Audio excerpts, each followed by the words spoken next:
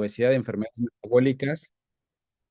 En el día de hoy, 11 de junio, vamos a hablar de un tema controversial, interesante y que parecería como que ya había quedado atrás, que es la cirugía abierta. Entonces, el tema es cirugía de obesidad con técnica abierta, si existen indicaciones actuales. Van a presentar, como lo hemos hecho ya en el último año, dos centros. Presenta el Centro de Entrenamiento Hospital General de México, doctor Eduardo Liceaga. Y bueno, el director encargado del centro de entrenamiento es el doctor Juan Melgarejo López. Y también presenta el Hospital Universitario Doctor José Eleuterio González de la Universidad Autónoma de Nuevo León, y está dirigido este centro de entrenamiento por el doctor Luis Fernando Zorrilla Núñez. Como en todas las presentaciones, van a presentar los fellows. Y antes de que den inicio, bueno, tenemos la presencia del doctor Sergio Verbonen, quien también, bueno, si nos quiere dirigir alguna palabra.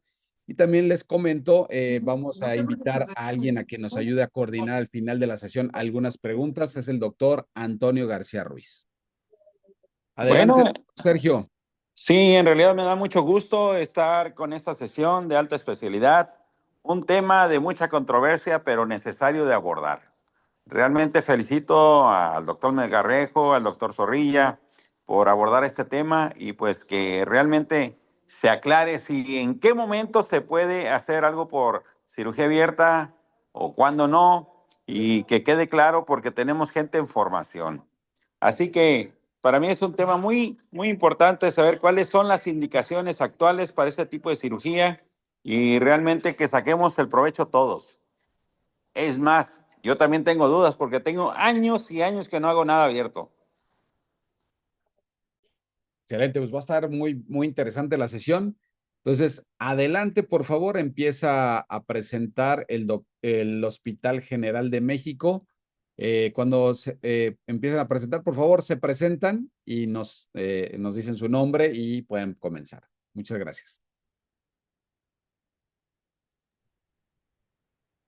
Hola, ¿qué tal? Buenas noches. Soy el doctor Juan Carlos Melgarejo del Hospital General de México.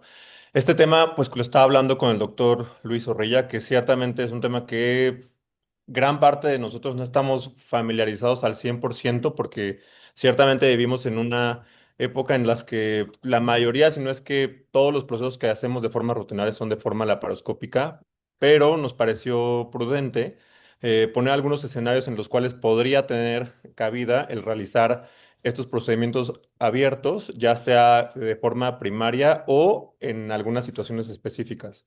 Entonces, vamos a empezar presentando un caso clínico, después una breve revisión, después vamos a presentar otro caso clínico, por parte del grupo del doctor Zorrilla y también una pequeña abreviación al respecto y después abriremos esta sesión de que seguramente va a haber controversias. Entonces va a empezar por parte de nosotros el doctor Fernando Valadez. Los dejo también. Muchas Hola, gracias. Adelante. gracias, buenas noches, gracias por la invitación. Como dijo el doctor Juan Carlos Melgarejo, soy el doctor Francisco Fernando Valadez Martínez, residente de alta especialidad del Hospital General de México. Vamos a iniciar con esta sesión. ¿Existen indicaciones actuales para realizar cirugía bariátrica con técnica abierta? Sabemos que en la década de los 90 el estándar de abordaje era la cirugía, el abordaje abierto. En la actualidad es la cirugía de mínima invasión. Pero, sin embargo, debemos de conocer que existen escenarios particulares donde se realiza cirugía abierta y los tenemos que conocer. Vamos a comentar un caso clínico respecto a un caso de cirugía bariátrica en el contexto que lo realizamos en nuestro hospital actualmente. La ficha de identificación es un masculino de 42 años de edad, peso 118 kilos, con talla de 1,70, dando un índice de masa corporal de 40, teniendo un peso ideal de acuerdo a su talla y a su sexo de 65 kilos. El paciente tiene un exceso de peso de 53 kilogramos con un 82% de exceso de peso. Como ocupación, el paciente es conductor de camiones de transportes y un antecedente muy importante es el alcoholismo positivo desde los 17 años de edad a base de fermentados, con una ingesta diaria desde 65 gramos de alcohol hasta 250 gramos de alcohol, último consumo en 2022. Los antecedentes personales patológicos, ya mencionamos, tiene una obesidad clase 3 y desde el 2013 tiene hipertensión arterial sistémica en tratamiento con telmisartán y carvedilol.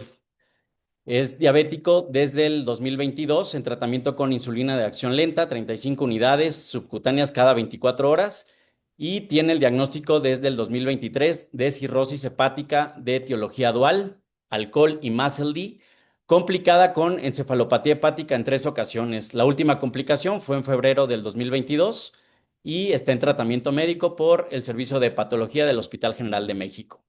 Antecedente quirúrgico de importancia, una colistectomía laparoscópica secundaria a colelitiasis. Esta fue una cirugía programada sin referir ninguna complicación.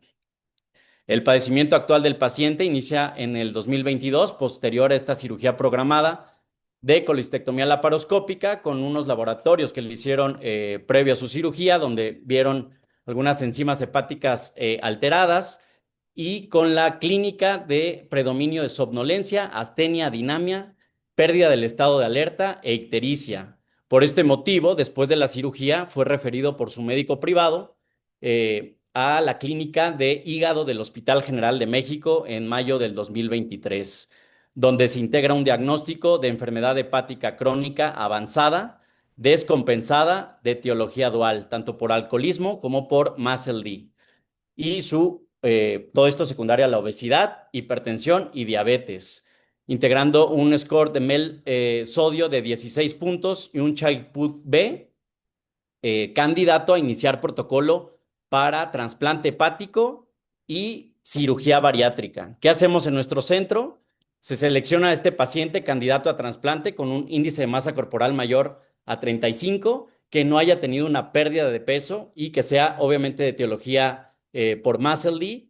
Es captado por el equipo multidisciplinario del Servicio de Trasplantes del hospital. A su vez es captado por el equipo multidisciplinario de cirugía bariátrica y una vez que concluye este protocolo, se está en espera del trasplante. Cabe recordar que en nuestro centro, la mayoría de los donadores es de paciente cadavérico.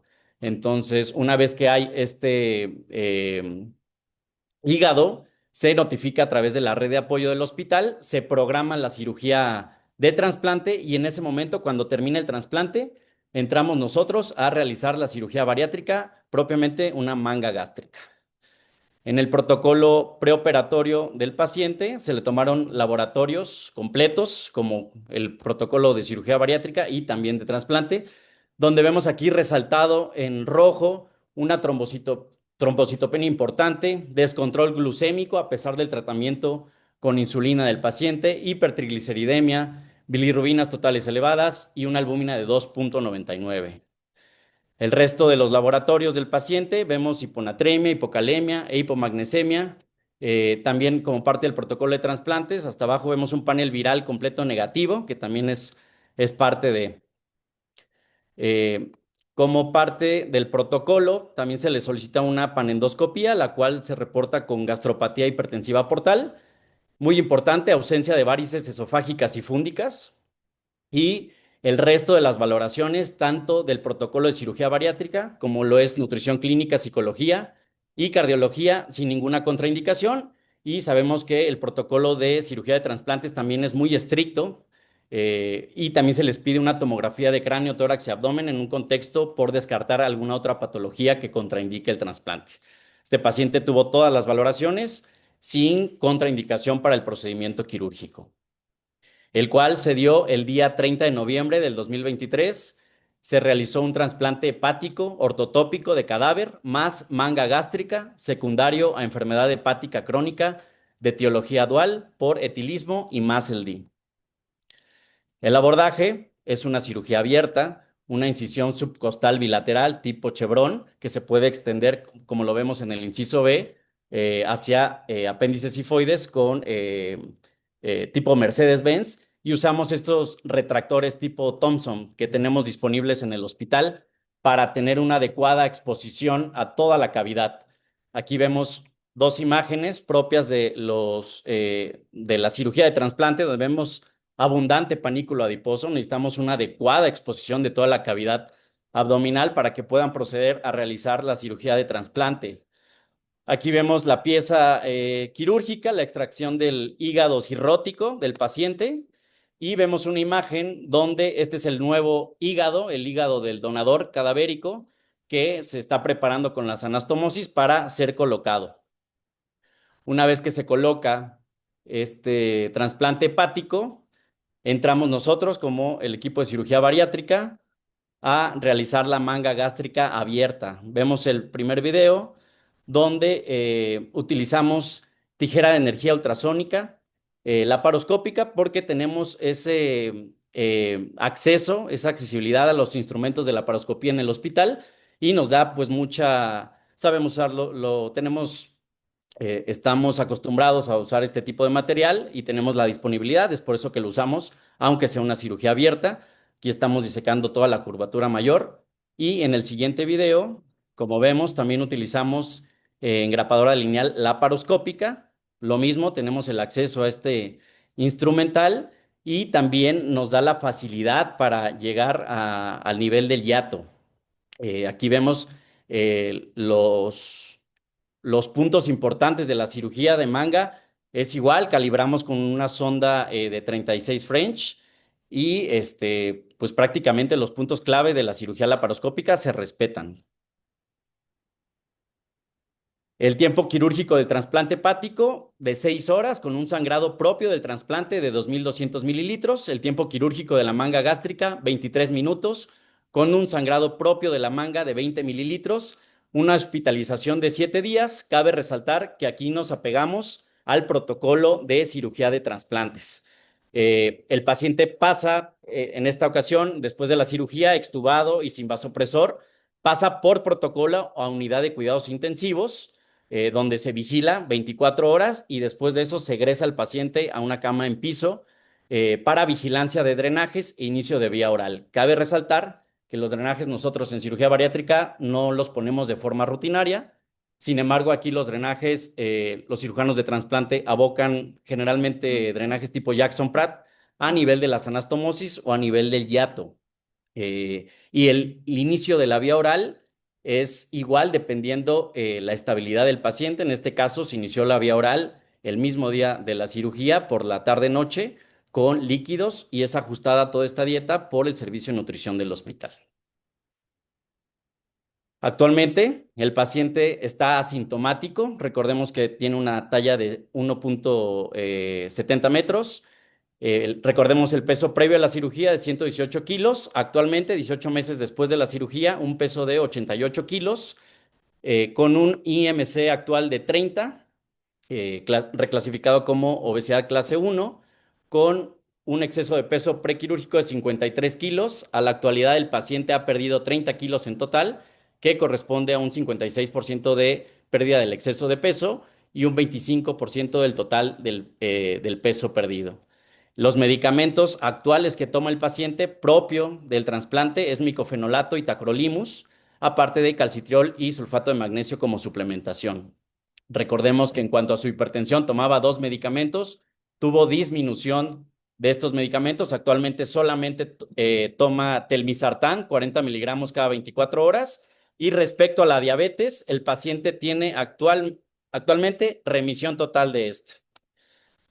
Vemos en el seguimiento de los laboratorios lo que habíamos resaltado previamente con letras rojas. Vemos que normalizó los niveles de plaquetas, unas cifras de glucosa dentro de parámetros normales.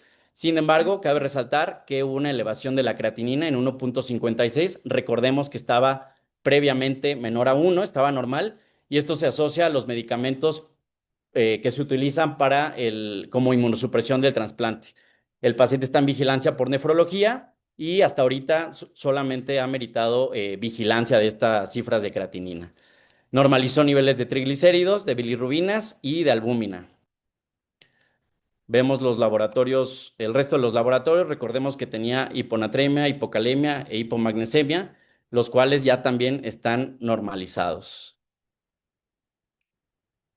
Actualmente, el paciente nos hizo favor de compartirnos esta imagen previa a la cirugía de trasplante y cirugía bariátrica con esta cicatriz, que es importante mencionar que no estamos tan acostumbrados nosotros a este tipo de cirugías, pero hay escenarios donde pues sí podemos formar parte de una cirugía abierta, ¿no? En este caso en específico. Y esta imagen que nos hizo también favor de compartir el paciente es de esta semana con una adecuada calidad de vida referida por el paciente.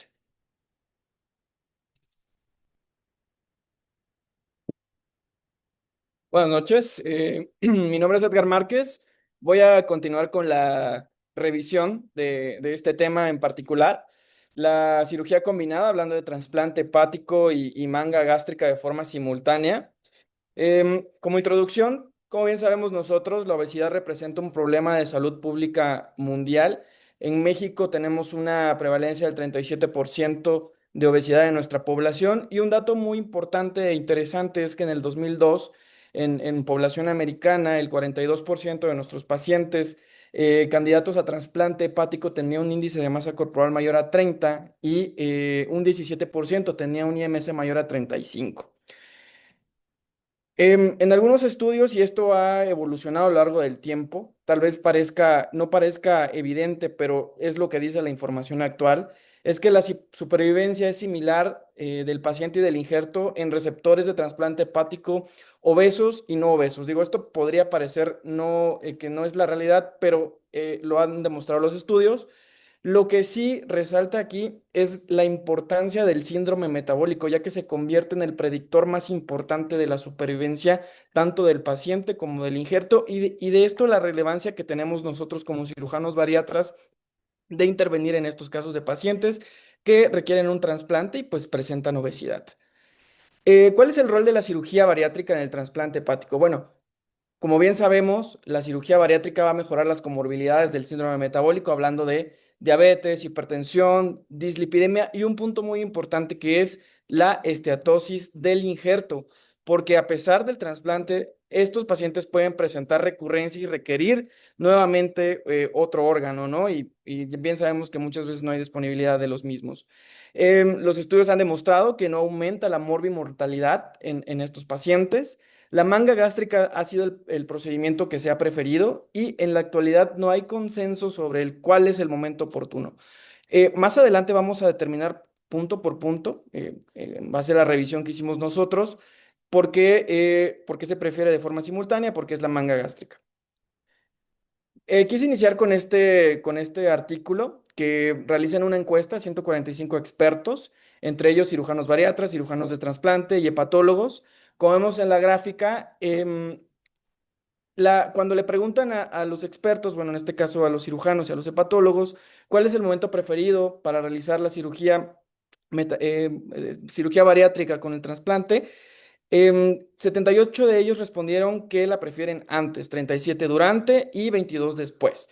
Si le preguntan exclusivamente a los cirujanos bariatras, el 72% las prefiere previa a la cirugía de trasplantes, pero si le preguntas a los cirujanos de trasplantes, el 53% las prefiere durante la cirugía, o sea, de forma simultánea.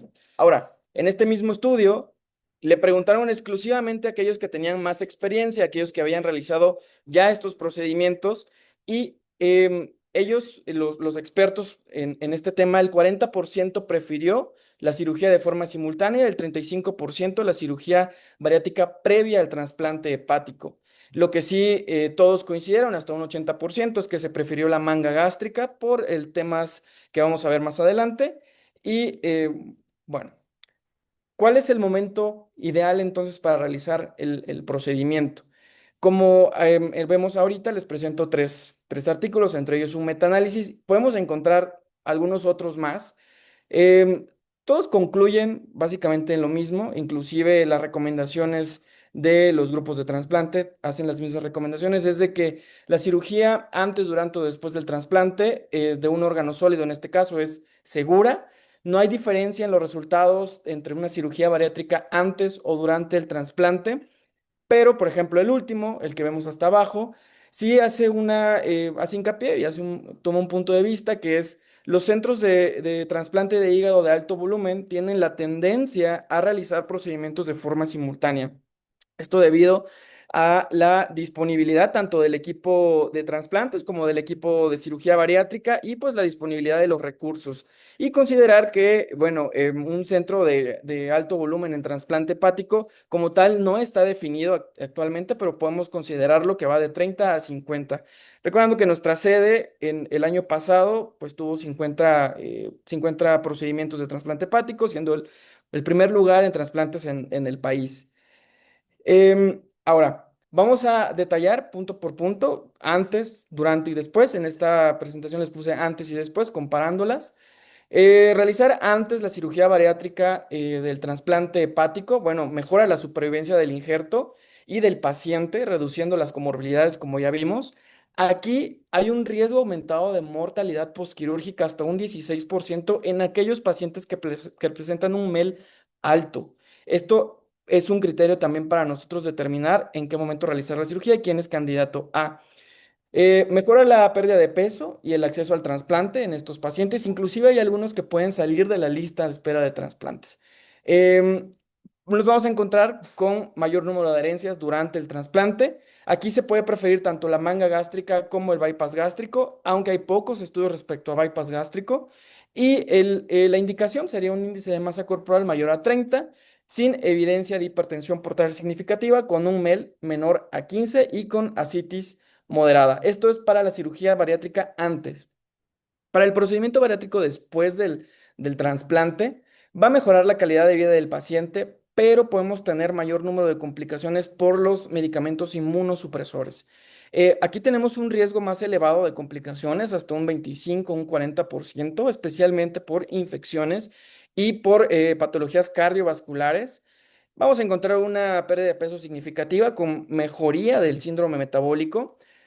Evidentemente vamos a tener un mayor número de adherencias secundario al trasplante hepático. Aquí se prefiere la manga gástrica por lo mismo de los inmunosupresores y como recomendación general es que se tiene que esperar aproximadamente un año después del trasplante, esto para minimizar los riesgos.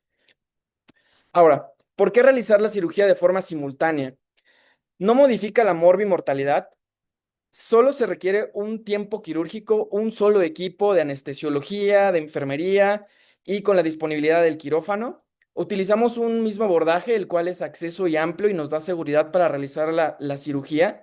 Tenemos un menor número de complicaciones por hipertensión portal, a diferencia cuando se hacía de forma previa al trasplante. Evidentemente hay mejoría de las comorbilidades y pues se evitan las adherencias secundarias al trasplante. Aquí, al realizar la cirugía de forma simultánea, podemos tener también, pues, considerar el tema de los inmunosupresores, pero se ve de forma menor que en el caso de la cirugía después del trasplante. Y un tema también importante a considerar es el apego, ¿no? Tanto al protocolo de trasplante como al protocolo bariátrico de forma posoperatoria. Y pues aquí vemos una imagen de buenas duplas. ¿Cuál es el procedimiento preferido? Hablando de cirugía bariátrica. Manga gástrico o bypass gástrico. Esta es la evidencia. La evidencia dice que la manga gástrica tiende a modificar menos o no modifica la absorción de los medicamentos inmunosupresores. Contamos con el acceso endoscópico a la vía biliar. Recordemos que estos pacientes que fueron trasplantados de hígado en algunos momentos pueden requerir de alguna intervención de la vía biliar.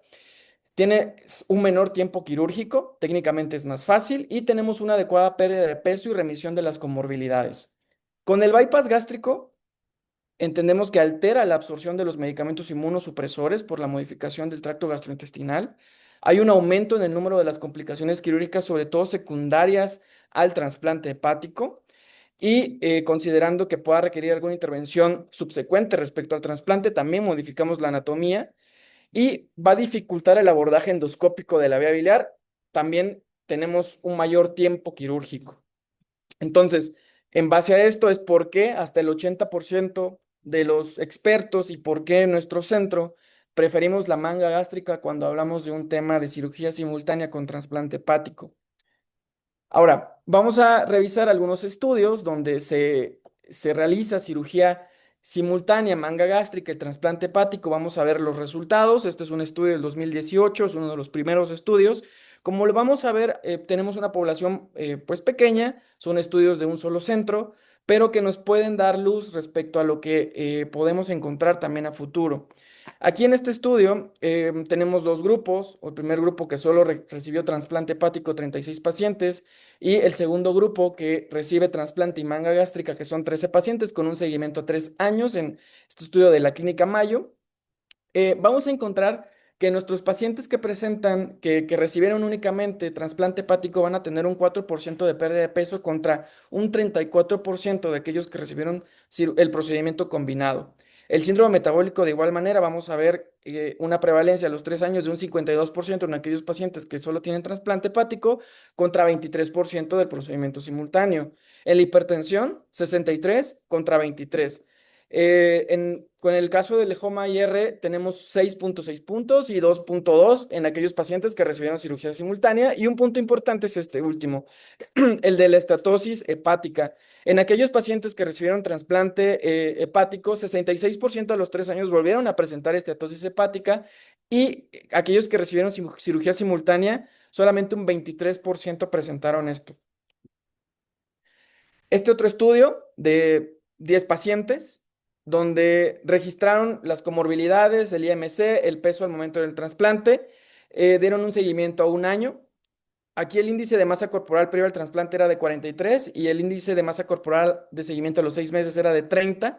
Encontramos unos resultados en el seguimiento con una duración de la estancia hospitalaria de 10 días. Aquí un punto muy importante es que 7 de estos pacientes presentaron eventos adversos transitorios. ¿Y cuáles eran estos? Elevación de la creatinina, como lo vimos que fue nuestro paciente, y algunos síntomas transitorios de reflujo. 2 pacientes requirieron reingreso, sobre todo a temas cardiovasculares, que no modificaron la mortalidad a un año de estos pacientes. Los 10 pacientes sobrevivieron a 10 años, obteniendo los resultados de pérdida del exceso de peso, el porcentaje 48 a los 3 meses, 58% a los 6 meses y 66% a los 6 meses. Concluyen que la cirugía simultánea, en este caso, ofrece resultados seguros que no añaden riesgos ni eventos adversos a la cirugía de trasplante, hablando de forma simultánea.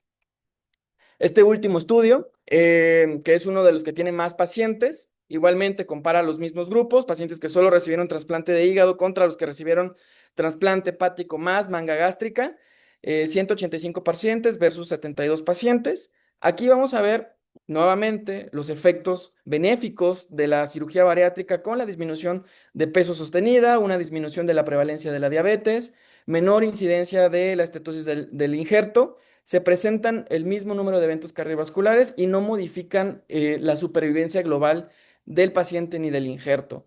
Nuevamente observamos adecuada pérdida de peso con buena remisión de la diabetes. Inicialmente teníamos 40% de estos pacientes que presentaba diabetes. Después, al seguimiento, presentan solo el 20% a un año. La hipertensión 58% y luego 36% al año. Y vemos nuevamente la estetosis del injerto en aquellos pacientes que solamente recibieron trasplante hepático, 42% presentaron nuevamente estatosis del injerto contra un 19% de los que recibieron un procedimiento combinado. Y en fibrosis del injerto, un 33% contra un 15%. Y como punto relevante, un 11% presentó reflujo de estos pacientes que no modificó el seguimiento en estos casos. Como vemos, evidentemente hay buenos efectos y buenos resultados respecto a la cirugía combinada en el caso de trasplante hepático con manga gástrica. Y bueno, como conclusiones, ¿existen indicaciones actuales para realizar cirugía bariátrica con técnica abierta? Pues la respuesta es sí, como ya lo vimos en esta presentación. El abordaje abierto en cirugía bariátrica es utilizado en casos de trasplante hepático simultáneos, obteniendo buenos resultados en la pérdida de peso y remisión de comorbilidades, buenos resultados para el injerto sin aumentar la morbimortalidad. El abordaje simultáneo es preferido en centros de alto volumen, por lo que ya detallamos anteriormente, y la manga gástrica pues resalta como el procedimiento de elección para estos procedimientos. Em, Evidentemente, se necesitan más estudios, ya que lo que vimos eran estudios de un solo centro, reportes de caso. Entonces, definitivamente tenemos un área de oportunidad para estudiar y que se ha visto al momento que pues tiene buenos resultados para los pacientes. Y bueno, Para finalizar, les pongo esta frase: el hombre no puede descubrir nuevos océanos a menos que tenga el coraje de perder la vista a la costa. Y esto en relación a que muchas veces estamos, pues, tenemos la visión de que solo podemos operar laparoscópico, ¿no? Pero le estamos demostrando de que en la actualidad existen todavía indicaciones para realizar este procedimiento. Gracias, desde el Hospital General de México.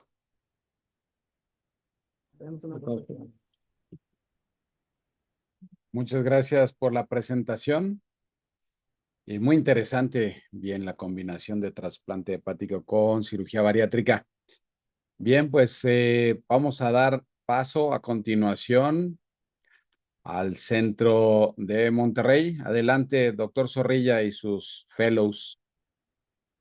Gracias. Buenas noches. A nosotros nos pareció este tema muy interesante porque nos expusimos hace poco a un caso que ahorita van a presentar. A mí me parece que todavía hay más indicaciones para cirugía bariátrica con técnica abierta y bueno, aquí vamos ahorita a ver cómo el saber hacer cirugía bariátrica laparoscópica no quiere decir que sepamos hacerla con técnica abierta. Desgraciadamente a nosotros no nos tocó esa parte de la cirugía bariátrica y puede haber pacientes que lo requieran. Por eso es que nos llamó este tema la atención. La cuestión es cómo entrenarnos en estas técnicas, porque son técnicas difíciles. Ahorita vamos a ver este caso con el doctor Gustavo. Perfecto, muchas gracias. Adelante.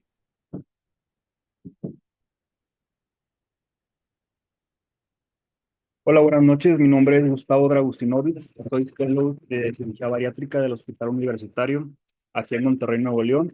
Mi particular es el doctor Luis Fernando Zorrilla Núñez.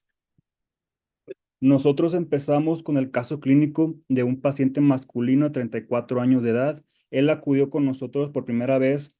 Su motivo de consulta fue el control de enfermedades metabólicas y pérdida de peso a través de una cirugía bariátrica. Dentro de los antecedentes familiares, su padre y madre con diabetes y tabaquismo y alcoholismo negados. Con nosotros llegó un paciente con obesidad grado 3, un IMC de 48, un peso de 137 kilos y una altura de 1.68. Dentro de los antecedentes patológicos, él es diabético en tratamiento farmacológico con metformina, presenta una colecistolitiasis sin datos de agudización desde el 2022. Y dentro de los antecedentes quirúrgicos, tuvo una apendicitis complicada en 2018. Esta se resolvió mediante una laparotomía exploradora y el paciente al interrogatorio más directo nos comentó que se reintervino 15 días posterior a la primera cirugía por una complicación no especificada. Y actualmente el paciente presenta una hernia incisional posterior a este procedimiento. Del lado derecho de su pantalla vemos una foto clínica del paciente donde se alcanza a ver una línea, una incisión en línea media con una que por la apariencia de la cicatrización, al parecer esa herida estuvo complicada y se error de segunda intención. Dentro del abordaje del paciente, le tomamos una tomografía para ver las características de la hernia, ¿verdad? Del lado izquierdo se alcanza a ver el corte sagital de esa tomografía y encontramos en la región umbilical un defecto de 5 centímetros y en la región infraumbilical un defecto de 10 centímetros. Del lado derecho se va a proyectar la tomografía en corte axial.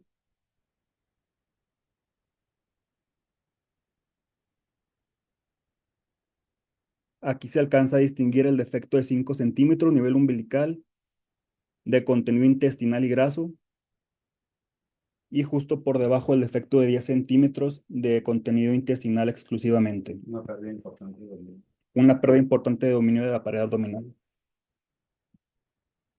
Dentro de la preparación de este paciente fue un procedimiento totalmente electivo. La tomografía de abdomen nos dio un panorama para ver cómo podemos reparar esas hernias.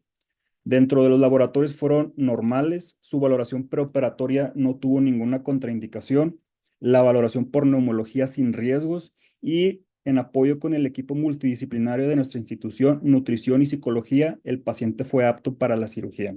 Se llevó un protocolo quirúrgico de seguridad del paciente y por la extensión del procedimiento se le hizo una colocación de sonda Foley transuretral. Dentro del plan quirúrgico de elaboración del paciente se consideró de manera individualizada los antecedentes del paciente y el tipo de cirugía que a él más le convenían en este tiempo particular. Con la experiencia amplia de mis maestros, llegamos a proponer de primer inicio una manga gástrica por laparoscopía y posteriormente realizar la reparación de la hernia.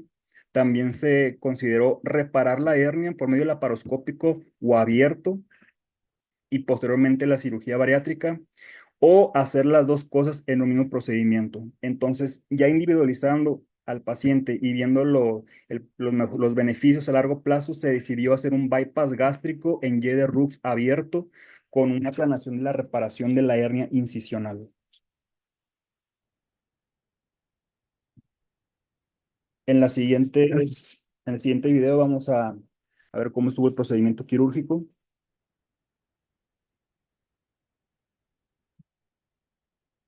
Se empieza realizando una incisión en línea media rodeando los bordes de la cicatriz previa.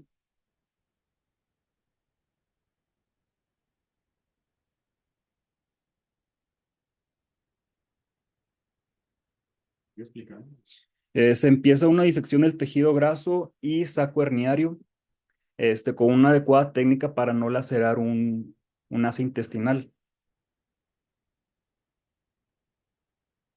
Aquí vemos cómo está, que es un tejido que está fibrosado y un sangrado en capa de la grasa. Ok, sí, hay que hacerlo abierto, o sea, de ahí explicando.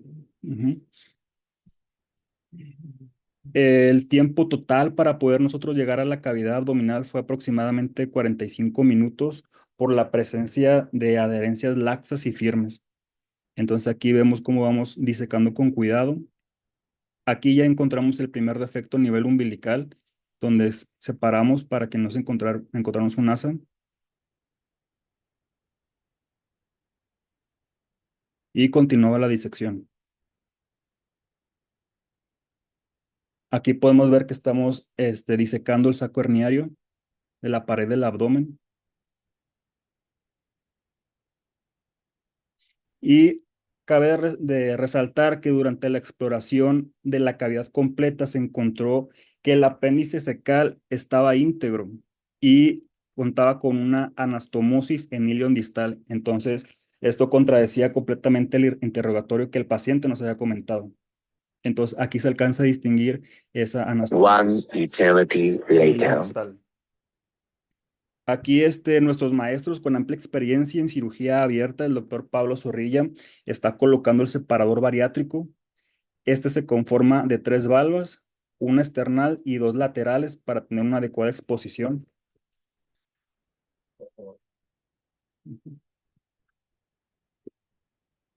Por el antecedente de la colecistolitiasis, empezamos el procedimiento realizando una colecistectomía. Aquí vemos que estamos disecando la vesícula y se lleva la extracción completa sin ninguna eventualidad.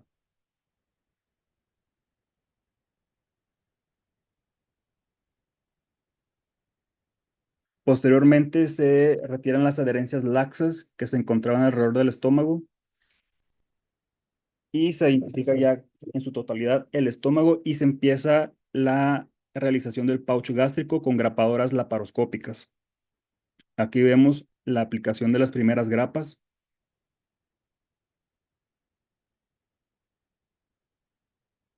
También me gustaría resaltar que la aplicación de las grapas, las últimas grapas que están hasta el fondo, se realizan de manera por tacto, es decir, que dependiendo mucho de la dificultad de la visualización, nuestros maestros tienen que guiarse con sus manos y junto con la anatomía para poder ajustar la grapadora y que quede exacto. Y aquí estamos viendo cómo no se alcanza a distinguir la cavidad por completo hasta el fondo y mi maestro está guiando la grapadora para aplicar las grapas en una técnica a ciegas.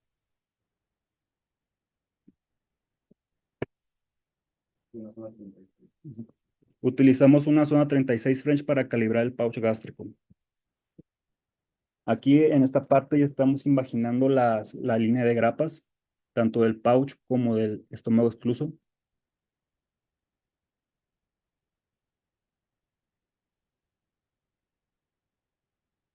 Aquí vemos que se está imaginando la línea de grapas del estómago excluso. Posterior a esto, empezamos a contar la longitud total del intestino delgado, encontrando que estaban 500 centímetros de longitud en su totalidad.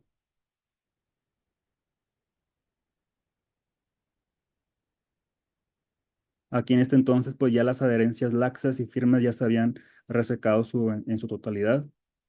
Y se dio un total de 150 centímetros de asa biliar y 60 centímetros de asa alimentaria. Aquí estamos colocando las riendas para poder realizar la yeyuno anastomosis.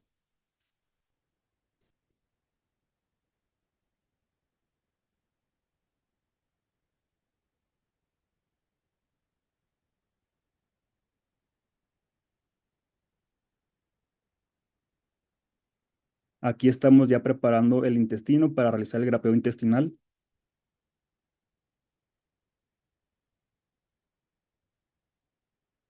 Aquí estamos señalando el asa alimentaria que va dirigida hacia cefálico para no confundirla al momento de la anastomosis.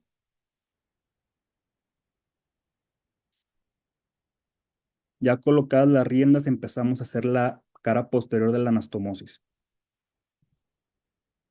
¿Mm? Ujú.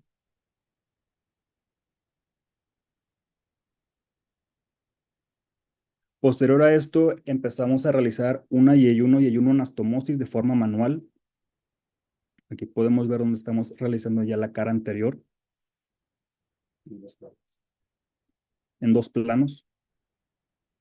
Y hacemos el cierre de la brecha mesentérica.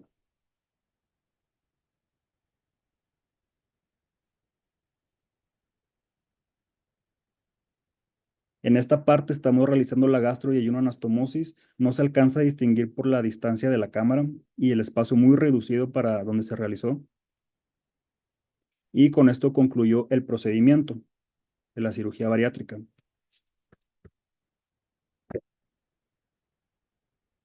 Al finalizar la cirugía, nos encontramos ya con 4 horas y media de procedimiento y un sangrado en la cuenta hasta el momento de 750 mililitros. Y de manera transoperatoria se hizo transfusión de un paquete globular. Entonces, ante los riesgos y por el estado del paciente, se decidió no realizar el procedimiento de la reparación de la hernia y cerrar la grasa y la piel. La disección era muy intensa, era un tejido que ya estaba friable y sangraba en capas, y se colocaron drenajes tipo Blake cerrados en la disección de la grasa y donde estaba esa corneada. Durante su posoperatorio, el día primero estuvo sin eventualidades, se iniciaron líquidos y se aplicó dosis de nexoparina. En el día posoperatorio número 2 encontramos un paciente inestable con datos de choque. Su presión arterial era sobre 80/40 milímetros de mercurio y una frecuencia cardíaca de 135. La saturación 94% de aire ambiente. Y ante estos datos de choque hemorrágico se hizo una reintervención para buscar la fuente de sangrado. Entonces, en esta reintervención encontramos un sangrado que venía de la capa de la pared abdominal en un total de 2000 cc. Ante esta eventualidad, el paciente permaneció en terapia intensiva bajo intubación orotraqueal con parámetros ventilatorios altos, con doble vasopresor, con la tendencia a la baja, y los gastos del drenaje tipo Blake con gasto de 50 cc en 24 horas. Sin embargo, al día 7 de su estancia hospitalaria en terapia intensiva, nos encontramos con esta característica en los drenajes de contenido biliar intestinal. Esto fue al día 7. Ante estos hallazgos, decidimos hacer una segunda reintervención. Esta es una imagen representativa del transoperatorio de la segunda intervención. Lo que se encontró fueron adherencias laxas en asas intestinales y lo primero que ocurrió fue una angulación y una obstrucción del asa común, lo que causó una descencia de la yeyuno anastomosis. En esta imagen clínica está señalada el asa alimentaria, el asa biliar y el asa común. Y donde están las letras verdes está señalado una línea donde se hizo una segunda anastomosis lateral del asa común al asa alimentaria. En la siguiente diapositiva voy a mostrar una imagen representativa de lo que hicimos. Se hizo la anastomosis lateral del asa común posterior a la primera yeyuno y una anastomosis. Subimos el asa y la anastomosamos de nuevo con el asa alimentaria. ¿Para qué? Para que el contenido alimentario bajara y se protegiera en cierta forma la primera anastomosis en la que estaba dehiscente. Y donde estaba la dehiscencia se realizó un punto de sutura. El paciente permaneció 10 días en terapia intensiva. Al día 11 se dio de alta, tuvo una extubación exitosa y una transición a ventilación no invasiva. Empezó con ingesta de líquidos. Afortunadamente, el estado neurológico y cardiovascular no tuvo ninguna repercusión posterior. Los drenajes estuvieron con gastos mínimos y serosos y el paciente egresó a domicilio a los 14 días de la primera intervención. Actualmente le estamos dando seguimiento en la consulta externa y ha tenido una pérdida de 35.7 kilos en 2 meses. Ya pasando al tema de la revisión de la literatura, continuando con lo que habían platicado nuestros compañeros de México. Hablando un poco de esto, a partir de los inicios de los 90 se empezó el uso de la laparoscopía en cirugía bariátrica con principalmente las bandas gástricas ajustables y de manera paulatina se fueron agregando otros procedimientos como el bypass en Y de Roux o el bypass de una anastomosis. Dentro de las estadísticas mundiales, México se encuentra de los países que realizan un alto volumen de cirugía bariátrica, siendo el 94.2% de primarias y 5.8% de revisión. Esto es lo que está reportado en la literatura, ¿verdad? Asumimos que hay mucho más número de cirugías. El procedimiento más común realizado en México es la manga gástrica, abarcando el 40 al 70%. Y a pesar de la alta aplicación de la mínima invasión en la actualidad, lo que está reportado en la literatura es que sí se siguen haciendo cirugías abiertas en México, aproximadamente 13, que equivalen al 3% de todas las reportadas. Ok. Para que yo pueda hablar de la cirugía abierta bariátrica en la actualidad, tenemos que ir al pasado para observar la transición y la evolución hacia la mínima invasión. Regresando a los journals más importantes como Obesity Surgery en el año 2000, ya daba pie a la preferencia de la laparoscopía sobre lo abierto. Comentaban en ese entonces que había que adaptar lo abierto a lo no invasivo, siendo el mismo procedimiento, haciendo énfasis en ese entonces que no todos los pacientes eran candidatos y las habilidades laparoscópicas no estaban en el entrenamiento habitual del cirujano en ese entonces, lo que era más complejo de hacer. En esta publicación del 2006 se hizo este estudio multicéntrico de más de 25,000 casos por 16 cirujanos, donde se demostró que en ese tiempo lo abierto era menos mórbido que lo laparoscópico. Ellos enfatizaban que los altos costos, la curva de aprendizaje, las complicaciones reportadas en su tiempo de lo laparoscópico, siendo el sangrado, la oclusión intestinal, la estenosis y las hernias, no era la mejor opción para el paciente en ese entonces. Y solo le daban la preferencia o la razón a la laparoscopía por las heridas, que eran mucho más pequeñas. Y ellos hacen la pregunta de qué pasaría si se quitara una incisión dentro de la ecuación del procedimiento. Es decir, si no tuviéramos que contemplar el tamaño de la herida, viendo el resultado final del procedimiento, tanto abierto como laparoscópico, en este entonces reportaron que la incidencia de hernias en lo abierto, 0.3%, el regreso de actividades de 30 días, 0.7%, la mortalidad muy baja, 0.25%, fugas del 0.4 y una menor tasa de oclusión intestinal. Entonces, este artículo, pues, sí fue muy controversial y, pues, sí reportó una preferencia o unos resultados mucho mejores a comparación de lo laparoscópico, hablando del 2006, claramente. En el 2008, la revista Annals of Surgery reportó un muy buen artículo donde ya predominaba la laparoscopía. Se reportaron más de 19,000 casos laparoscópicos donde se evidenció que comparándolos, las complicaciones pulmonares, cardiovasculares y complicaciones dentro de los procedimientos iban en aumento en lo abierto. Entonces ya se iba inclinando la balanza más a favorecer a los laparoscopios.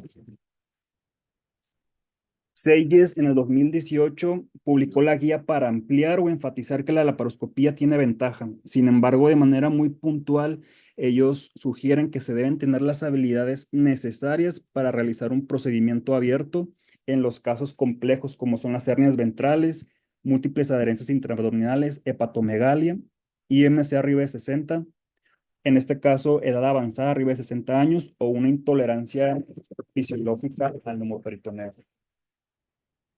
En el 2010, también reportado por Seyes, ya era obligatoria la aplicación de la laparoscopía para credencializarse en los hospitales de Estados Unidos. Esto haciendo que los cirujanos con experiencia previa en cirugía abierta estuvieran se actualizando y desarrollaran las habilidades laparoscópicas que se necesitaban en su momento. También se comenta que la curva de aprendizaje varía mucho del grado de complejidad. En este caso, algunos autores reportan que por ejemplo, en el bypass abierto, van de 100 a 200 casos para tener un buen manejo y considerarse un experto. Hablando de la cirugía abierta y las hernias, nosotros tenemos tres opciones al momento de encontrarnos con un paciente que sea candidato a una cirugía bariátrica y tenga hernia de pared abdominal. La primera opción es dejar para una segunda cirugía la reparación de la hernia, teniendo una ventaja el menor peso, la menor recidiva y una desventaja la alta incidencia de encarceración en el posoperatorio. La segunda opción que existe es reparar la hernia al mismo tiempo. Una ventaja es no hay riesgo de encarceración. Una desventaja es la alta recidiva y contraindicación relativa del uso de material protésico y una posible infección de la malla. Y la tercera opción es reparar al mismo tiempo la hernia sin usar la malla. Una ventaja es tampoco hay riesgo de encarceración y una desventaja es la alta recidiva y un síndrome compartimental abdominal. Entonces, ya a partir del 2010, encontrar información que nos pueda orientar o que nos pueda actualizar más de la cirugía abierta, básicamente ya es nula. Entonces, toda la información a partir del 2010, todo se inclinó hacia el desarrollo y la mejoría de las habilidades laparoscópicas, incluso robóticas. Entonces, para yo poder tener un panorama de lo que se hace ahorita en la actualidad, la mínima invasión, tendría que adentrarme a partir del 2010. Sin embargo, en la actualidad es muy poca la información. Entonces, de manera ya para reflexionar, si existe alguna indicación en el 2025, lo podemos dividir en tres factores. Factores técnicos, que pueden ser adherencias múltiples, hepatomegalia, hernias ventrales complejas, procedimientos en un mismo tiempo quirúrgicos simultáneos, un equipo de laparoscopía que no sea funcional y los altos costos de la laparoscopía. Así también como los factores fisiológicos, la insuficiencia cardíaca, la enfermedad renal crónica, patología pulmonar, una edad avanzada y terapia puente, como ya lo comentaron mis compañeros, en caso de trasplante y en caso de cáncer. Y también como las situaciones intraoperatorias, un sangrado incontrolable durante la cirugía, una lesión adyacente, falta de identificación de la anatomía en caso de una cirugía de revisión y pues la experiencia del cirujano. Entonces ya casi para concluir, la cirugía bariátrica ideal, ¿cuál es? Lo abierto o laparoscópico, pues podemos reflexionar que es el procedimiento más simple que permite la suficiente pérdida de peso con el menor índice de complicaciones tempranas y tardías y que ofrezca la mejor calidad de vida.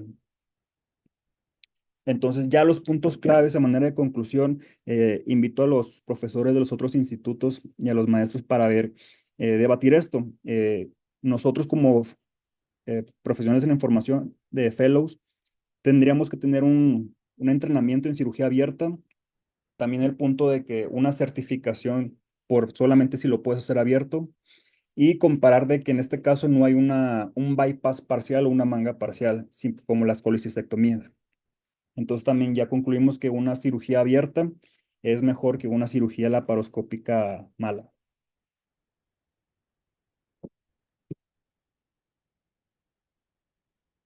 Muy bien, pues excelente caso y excelente presentación. La verdad que abre mucho el campo al debate. Y bueno, como les comenté al principio de la sesión, para esta sesión me permití invitar al doctor Antonio García Ruiz, que por ahí lo veo ya conectado. El doctor Antonio García Ruiz es general en la Ciudad de México, es maestro cirujano laparoscopista y cirujano bariatra, muy conocido por todos ustedes, fue expresidente de la la Asociación Mexicana de Cirugía Endoscópica y recientemente se ha interesado en el papel de la cirugía abierta en la era de la cirugía bariátrica, laparoscópica y en la cirugía robótica. Entonces le voy a ceder la palabra al doctor Antonio García Ruiz para que a partir de este momento coordine los comentarios y las preguntas. Adelante, Antonio. Gusto saludarte. Igualmente, Rodrigo, muchísimas gracias. Es un placer saludarlos. Agradezco la invitación, así ahora sí que un poquito a bote pronto, pero coincidió perfectamente bien con una inquietud que resultó de el último evento académico en conjunto con IFSO en Monterrey, en donde algunos de los residentes, bueno, fellow, algunos de los posgraduados ya de cirugía bariátrica comentaba que pues se veía ahora en la necesidad de mantener estas destrezas de cirugía abierta en el contexto de la cirugía bariátrica porque pues podría resultar la duda de qué hacer ante una conversión, entendiendo que la gran mayoría de ustedes ya no ven cirugía bariátrica abierta y muchos de ustedes, no todos obviamente, pero mantienen solamente las habilidades laparoscópicas mucho más prevalentes que la cirugía abierta, porque sus maestros ya todo lo hacen por cirugía laparoscópica. Entonces, platicando de esto, estaba ahí Rodrigo conmigo y precisamente estaba el doctor Estuardo Berens en ese simposio, el doctor Natán Sundel y también el doctor Chuslev, que con ellos definimos poder tratar de escribir algo al respecto. Evidentemente hay una necesidad del cirujano actual en mantener sus destrezas quirúrgicas, sea como sea, para cirugía laparoscópica y para cirugía abierta. Esto es, cada vez les estamos predisponiendo más al ambiente de restricciones laparoscópicas, que son habilidades muy, muy especiales, pero la capacidad de trabajar estos planos de difícil acceso, como es la zona periyatal, esto es la zona subdiafragmática o la zona retroperitoneal, que antes en cirugía abierta era muy común que tuviéramos ese acceso, sobre todo los que ya peinamos canas o que ya no peinamos nada absolutamente, pues sí, nos daba todas esas experiencias. Y ahorita los casos que presentaron pues son dos escenarios muy, muy apropiados para tener la necesidad o la oportunidad, como ustedes la quieran ver, de tener que resolver el caso de un modo pues a cavidad abierta, literalmente, ¿no? En el escenario que presentaron de cirugía de trasplante, estoy completamente de acuerdo con los autores y digo, teniendo una cavidad tan ampliamente expuesta y esa destreza que ya adquirieron del manejo del instrumental laparoscópico, que también podría ser sí, con instrumental abierto, pero de grapeo quirúrgico me refiero, realizar una manga creo yo que es lo más adecuado y pues la exposición amplia y abierta en una pared abdominal completa, me refiero que no tiene hernias posincisionales tan complejas como el segundo caso que se presentó, pues no debería ser tan complejo o tan difícil. Me refiero como parte de una cirugía electiva y que simple y sencillamente contribuye al programa de trasplante y con dos equipos exitosos como los que tienen en el Hospital General, tanto en el área de trasplante como en el área de cirugía bariátrica. No dudo que la combinación de los resultados que nos comentaron y que nos presentaron en esta ocasión, por lo cual me uno a la felicitación que estoy viendo en los diferentes mensajes que les han enviado. En el caso de Monterrey, ahora sí que yo veo que allá a los de Monterrey les gustan los casos bravos, porque este es un caso por demás complejo, me refiero desde la pura entrada, el paciente no sabía que le habían hecho una complicación primaria de una apendicectomía aparentemente o de una laparotomía previa, pero el paciente no sabía que le habían hecho. En estos casos es donde el caso se vuelve como una caja de sorpresas, ¿no? O sea, lo que va a salir y pues bueno, tenemos cirujanos como Noé, como la familia Zorrilla por allá, y ustedes, los fellows que se vuelven los motores de todos nosotros, los cirujanos con más canas, pues tienen un abordaje pues profesional, evidentemente. Sin embargo, es un paciente harto complejo, como dicen, ¿no? Muy, muy complejo. Y pues sí, en estos casos decimos los que montamos a caballo, solo el que no monta no se cae. Entonces, una complicación postoperatoria relativamente temprana de una fuga, y en este caso tan complejo se vuelve verdaderamente difícil. Hay controversia en los dos escenarios. Creo que en el segundo, el tema de qué podríamos haber hecho con esa pared abdominal durante la primera intervención que se le hizo, si convenía tratar de afrontar, acercar cuando menos los planos aponeurótico-musculares de la pared que tenía, de lo que tenía, porque tenía dos hoyos del tamaño de tamaño muy sustancioso, o dejar la opción que dijeron de solamente una laparotomía contenida con la grasa y con piel. Es un caso verdaderamente difícil, y los comentarios se los voy a dejar ahí al maestro Noé Núñez, que ya lo estoy viendo que se está asomando y ya se le está haciendo agua a la boca. No obstante, creo, y para redondear nada más el comentario, los cirujanos debemos mantener nuestra competencia y nuestras facultades para resolver como las circunstancias se nos presente. Así como los cirujanos de trauma llegan a tener este concepto de contención de daño, nada más, y estar uno y estar dos, y así se la llevan, el cirujano que quiere dedicarse a la cirugía bariátrica debe mantener sus competencias tanto en el manejo perioperatorio de los pacientes, que no es estrictamente técnico, quirúrgico me refiero, a los técnico-quirúrgicos de conocer todas sus destrezas y dominarlas. Para ello, a mí me sirvió mucho la experiencia de 4 años en Estados Unidos, en Cleveland, en donde participábamos activamente en las autopsias. Las autopsias es un muy buen foro porque los cirujanos patólogos, me refiero a los cirujanos médico-legistas que hacen las autopsias, no tienen las destrezas quirúrgicas que nosotros sí tenemos.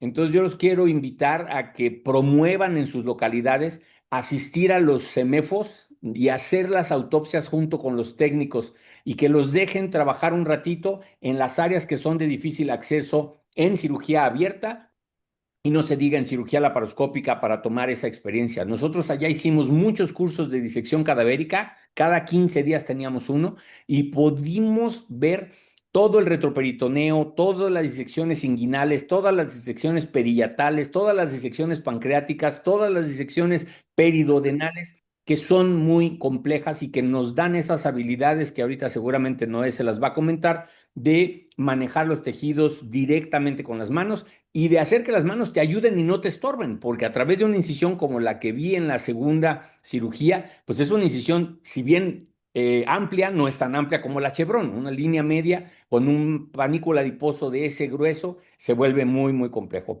Yo de nuevo me uno a la felicitación de los dos equipos que presentaron, los felicito, me da mucho gusto ver que los fellows están desarrollando este tipo de alcances, y me da mucho más gusto ver que sus profesores están metidos en todo esto de manera directa. Rodrigo, a ti te felicito por la coordinación de todo esto y por tu amable invitación. Saludos a todos los presidentes y próximos presidentes del Colegio Mexicano de Cirugía de Obesidad y Enfermedades Metabólicas. Me da mucho gusto haber participado. Gracias, doctor. Mucho, Toño. Adelante, Noé, por favor. Gracias por tu comentario. Me gustaría hacer un comentario acerca y hacer dos o tres preguntas al primer equipo de... ¿Revisaron la patología de ese hígado que se quitó? ¿Pueden contestar? Bájale. Adelante, es una pregunta para el Hospital General. Para el Hola, Hospital doctor. Sí, General. se revisó cirrosis hepática. ¿Puede confirmada activar por su micrófono, doctor? patológico.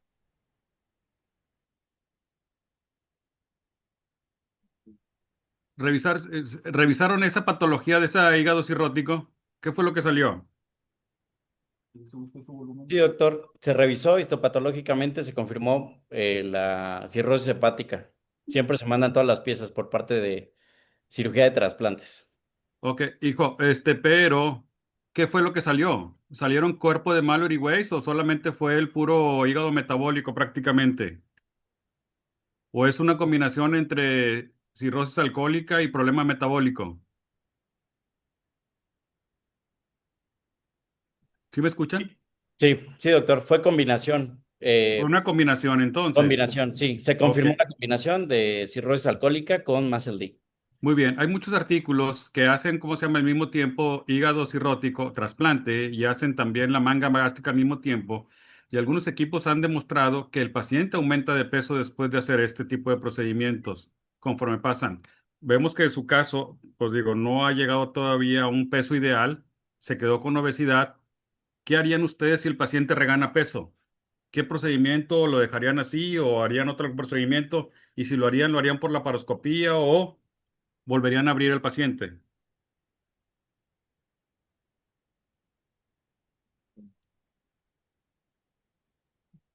Creo que en este contexto, pues el paciente entraría en el protocolo habitual, digamos, de un paciente con reganancia de peso, que involucra lo que sí sabemos que se hace, pues, protocolariamente. O sea, revisar con el equipo multidisciplinario cuáles son los factores que pueden estar involucrados, ¿ok?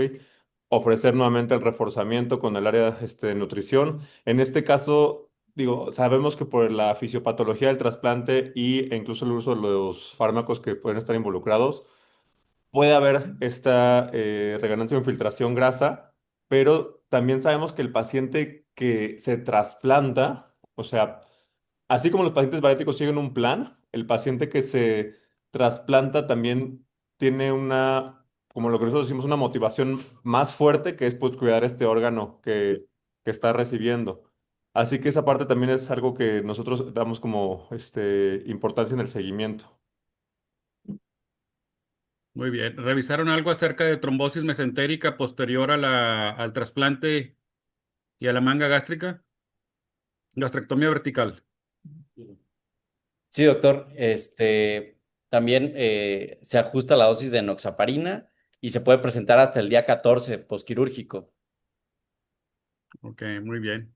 Bueno, estas eran las preguntas nada más. No sé si tengan alguna duda, alguna pregunta para el grupo Monterrey. Muchas gracias, Noé. Bien, pues bueno, hay algunos comentarios también aquí en el chat. No sé si a ver si hay algunos. Bueno, felicitaciones hay. Y dice Juan Carlos Aranda, yo los invito a que lo hagan de viva voz, para eso son estos exposiciones en Zoom, pero bueno, dice que si se requiere para la cirugía de trasplante de región la extensión subcostal izquierda de la herida y en caso negativo, ¿por qué no realizar la manga laparoscópica inmediato al trasplante para disminuir la morbilidad de la herida? Bien, bueno, adelante para que lo contesten, por favor. O sea, en este caso, la realidad es que prácticamente el equipo de trasplantes deja la cavidad completamente preparada y cómoda para realizar el procedimiento. O sea, o sea, hay que considerar que ya llevan pues 6 horas metidos, o sea, 6 horas que ciertamente, pues como nosotros sabemos, sin el uso de separadores automáticos es bastante complejo y más en estas paredes que son especialmente, o sea, del panículo adiposo amplio, que pues no puedes tener ahí al ayudante efectivo durante 6 horas. Tendrás que tener un rol ahí de ayudantes cada media hora para estarte cambiando. Entonces, algo bastante cómodo en esta parte, porque ya prácticamente estaba preparado como podríamos decir, de pechito. Y eso también es lo que da la facilidad a que pues la manga se pueda realizar pues de forma bastante fluida, digamos. Lo que cuesta más trabajo es pues prácticamente estar esperando a que el equipo de trasplante pueda terminar para nosotros entrar. Pero pues ciertamente también, o sea, estamos en esta colaboración que es pues sabemos que es pues nos da este ímpetu de hacer este tipo de cosas y que no solamente, o sea, quisiéramos mencionar que estamos abiertos a la parte de cirugía de trasplantes hepáticos, sino estamos colaborando con ellos mismos, que nos están como haciendo trabajos en conjunto para también la parte de trasplante renal, que es otro tema que también hemos llevado a cabo y que es incluso, pues hemos tenido un poco más de trabajo en esa área con respecto a estos cirujanos, al equipo de cirugía de trasplantes. Y muchas gracias. Y bueno, y también digo, para agregar, ciertamente también es mucho más sencillo hacer la manga gástrica después de que esté el hígado trasplantado, porque en el escenario previo, si se decidiera hacer la manga previa por la paroscopía, que así me pareció que decía la pregunta, pues te encuentras en un escenario donde no hay coagulación, el paciente está muy complejo. Y yo lo comento porque me tocó entrar a varios trasplantes acá en el Hospital Civil de Guadalajara y es un escenario totalmente diferente de la cavidad cuando ya está trasplantado el órgano y ya el paciente se encuentra en buenas condiciones para que uno pueda hacer el procedimiento que toque a continuación.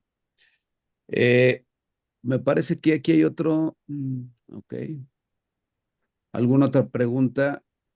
Ah, bueno, que sí, en el escenario ya para el hospital. De Monterrey, del equipo del doctor Zorrilla, es la pregunta, y se comentaron que tenía pérdida de dominio, que si prepararon la pared con algún tipo de prehabilitación, le hicieron botox, neumoperitoneo. Es una pregunta de Edwin Ayala. Sí, la verdad es que no lo preparamos y es una de las cosas que haríamos diferente, como decía el doctor, ¿qué haríamos diferente? Obviamente para tener otro resultado, ¿no? O sea, creo que una de las cosas que más aprendimos fue a no subestimar estos casos, ¿verdad? El objetivo principal pues era la cirugía bariátrica para la pérdida de peso y a lo mejor considerar en un segundo tiempo la reconstrucción de la pared con una preparación previa. Pero pues la verdad es que subestimamos el caso y consideramos que tal vez iba a ser posible hacer algo al mismo tiempo, ¿verdad? O al menos una reparación primaria y luego ya dejar una plastía formal con alguna malla en un segundo tiempo, pero es lo que comentaba en un inicio, ¿verdad? Creímos que por saber hacer la paroscopía sabíamos hacer cirugía abierta y pues no, la verdad es que es algo diferente, ¿verdad? Y ese fue el problema en este caso, ¿no? Subestimar y tratar de combinar las dos cosas. No se preparó el abdomen de ninguna forma. Bien. Oye, Luis Fernando, y también, bueno, a mí también yo tengo una pregunta al respecto sobre por qué decidieron bypass al final, teniendo un escenario con hernias abdominales, como que hubiera sido, a mí se me hubiera antojado más haber hecho una manga, aunque hubieran entrado abierto, y luego reparar las hernias y no tener ese problema de tener una hernia, una derivación intestinal, probable obstrucción, esa decisión ahí, ¿por qué decidieron al final un bypass? Sí, pues yo creo que es un tema también muy interesante la combinación de la obesidad y las hernias ventrales, ¿no? Eh, ¿Qué hacer primero? ¿Hacerlo simultáneo? Y si haces primero cirugía bariátrica, ¿cuál técnica? Creo que se inclina hacia una manga en caso de hernias ventrales complejas que involucran intestino delgado. Y pues sí, es una opción. Digo, a lo mejor pudimos haber intentado incluso algo laparoscópico. Quién sabe si se hubiera podido algo laparoscópico. Una manga, no sé, ¿verdad? Nuestro razonamiento fue, bueno, pues vamos a abrirlo al paciente y ya que lo tenemos abierto, pues va a ser sencillo, entre comillas, hacer un bypass, cosa que no fue, ¿verdad? Y aparte, pues por preferencia del paciente y su condición, paciente diabético, etcétera, creímos que el bypass era mejor opción como técnica bariátrica, ¿verdad? Pero sí, definitivamente, pues es una buena opción, ¿no? Algo menos, pues menos radical, tal vez, en un caso tan complejo como este.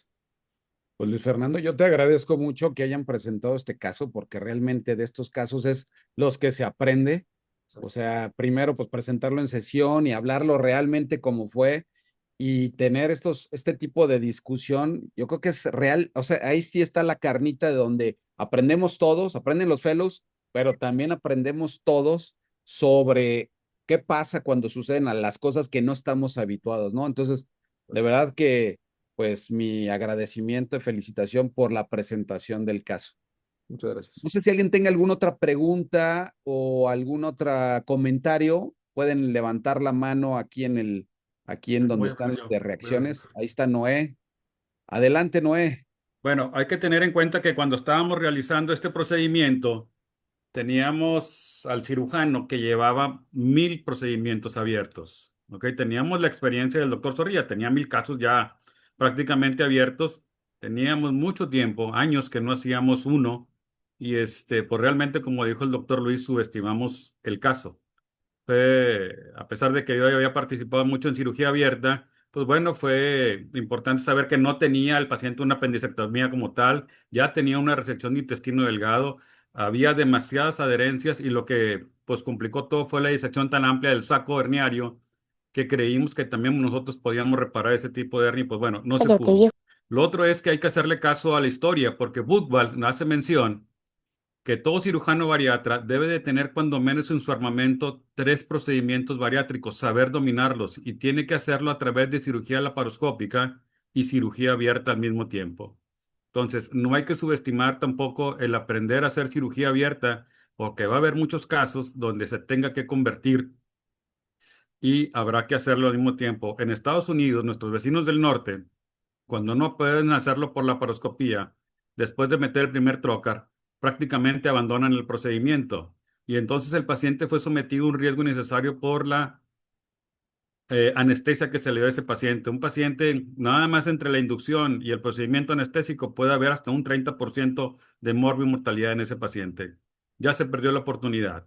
Si aquí no se pudiera haber hecho por la paroscopía, bueno, la opción es seguir en forma abierta y hay que estar preparado para ello. Ese es el comentario que quiero hacer. Gracias. Gracias, Noé. Bien, déjeme ver si hay algún otro comentario. Bien, va para el mismo sentido. El doctor Alfonso Nájar comenta, creo que lo ideal hubiera sido bajarlo de peso con medicamentos, preparar el abdomen y una vez preparado el abdomen, proceder a cirugía bariátrica y reparar la pared abdominal con separación de componentes. Bien. ¿Algún otro comentario? Como les comentaba, lo pueden hacer de viva voz. Aquí le ponen en los React y pueden levantar la mano, como lo hizo el doctor Noé, o prender su micrófono y hacer ya la pregunta. Ya estamos sobre tiempo. Generalmente tratamos que las sesiones sean de 1 hora. Ya llevamos 1 hora 18. Se le prendió el micrófono a alguien. Muy bien. Bueno, pues todos, la verdad es que felicitaciones a ambos centros.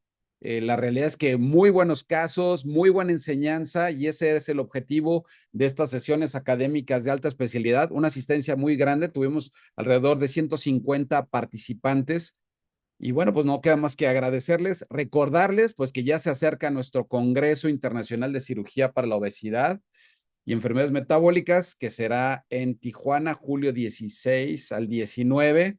Hay varias actividades, pongan atención ahí en las publicaciones.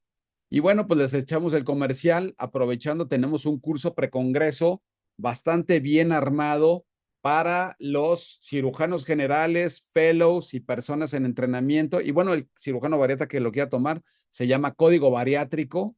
Es el abordaje de urgencias críticas en cirugía de obesidad. Ahí tal vez deberíamos de incluir algo de cirugía abierta precisamente. Pues vamos a hablar sobre dolor abdominal, fugas, trombosis, tromboembolia, sangrados, etcétera. Por favor, los fellows pongan atención a este curso precongreso. Muy bien, pues les agradezco mucho. Si gusta los directores de centro dar una último mensaje, por favor, primero el Hospital General y luego el centro de Monterrey.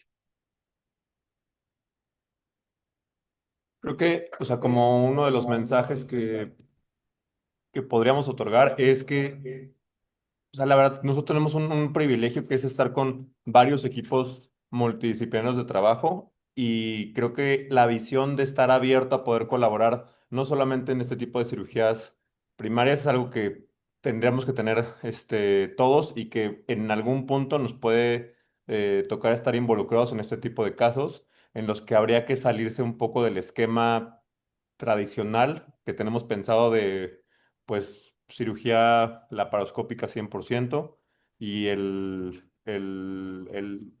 la guía de trabajo que 100% que todo el tiempo manejamos. O sea, que tengamos esta flexibilidad para poder hacer estas colaboraciones siempre basados en evidencia y pensando sobre todo en la seguridad de nuestros pacientes. Te agradezco mucho, Juan Carlos. Juan Carlos, y adelante, Luis Fernando, por favor. Gracias, pues únicamente un poquito más de lo mismo. Hace muchos años, algunos cirujanos que tenían experiencia en cirugía bariátrica abierta creyeron que era fácil la laparoscopía. Iban a replicar la técnica y se toparon con pared. Y bueno, nos está pasando lo mismo, pero al revés, ¿verdad? Nosotros creímos que iba a ser sencillo y ese fue el más grande error, subestimar la cirugía bariátrica abierta. Ese es el más grande aprendizaje para nosotros. Pues les agradezco igual nuevamente a ambos y muy buenos casos. Nos vemos la próxima sesión aquí nuevamente en estas sesiones académicas. Saludos a todos y buenas noches.